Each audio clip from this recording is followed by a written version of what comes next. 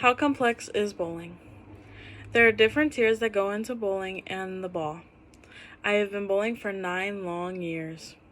I have learned different aspects of the sport. Today, I would like to teach you about those aspects. We will be talking about the specifics of bowling balls and how they react to different lane conditions. I would like to list some brief definitions because there are way too many definitions and lingos to go over. According to thestormbowling.com, symmetrical cores are designed to react smoother and are typically more controllable. Also stated on the previous website, asymmetrical cores have a strong and more aggressive movement going down the lane. Bowlers can have their ball pin up, which makes the ball curve faster. Pin down is the opposite of that, with the ball curving gradually. Oil level is a big determining factor in ball reaction. It can be heavy oil, medium oil, or low oil.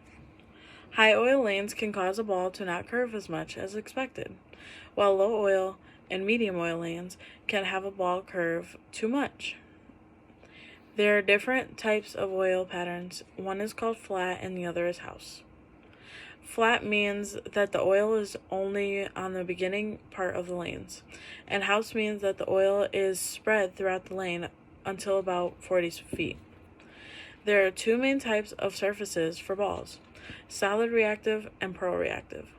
Solid reactives tend to leave the oil on the back third part of the lane towards the pins and hook less sharply at the curve point than pro-reactives.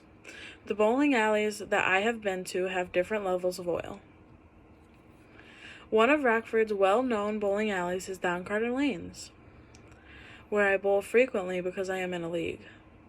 During league, I throw different balls that have different purposes. My bowling balls happen to be all pin-up. For example, the Codex ball has a symmetrical core and is also a solid reactive.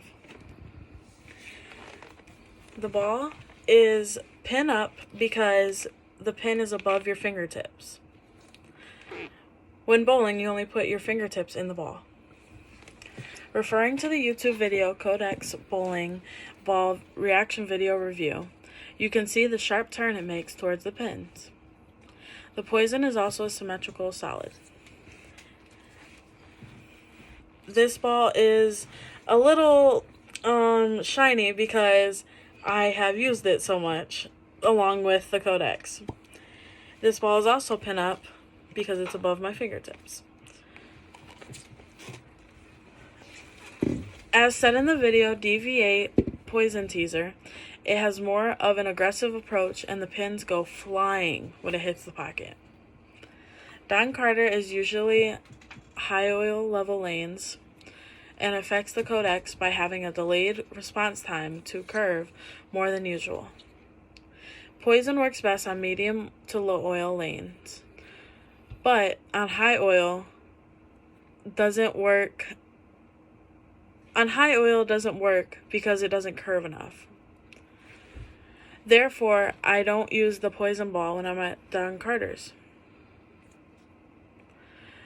Bowling balls react differently at different alleys. The Forest Hills lanes in Forest Hills, Rockford, has more of a medium oil house shot. The lanes can be used with sports patterns, and it's mainly flat when we do those. The ball I usually use there is the Vapor Zone, which is a symmetrical core, it has an asymmetrical core, and it's a pro-reactive, meaning it's shiny. And my pin is up here. This means that it reacts with the oil by moving down the lane and more aggressively, but less aggressively than the Poison ball. Shown in introducing the vintage Vapor Zone, you can see the gradual turn it produced. Going down the aggressive levels, I have the Quantum Bias Pro. Starts turning as soon as it hits the lane because it can be a low oil ball. This ball is one of my favorites. I use it just about anywhere, depending on the day. But this one is also pin up. Yeah. According to BowlerX.com, this is an asymmetrical pearl. I used this ball in Janesville, Wisconsin when I was practicing. I have taught you only the bare minimum of what goes into a few balls and how they react to certain lane conditions. There is tons of other balls you can use on other lane conditions, but these are the ones I mainly use. As you can see, there is more that goes into bowling and the lanes than what meets the eye. The aspects that I have taught you are just the beginning in the complexity of bowling. Since I have been bowling for 9 years, some of this knowledge comes to me, but I am still learning new information today, along with a lot of my friends.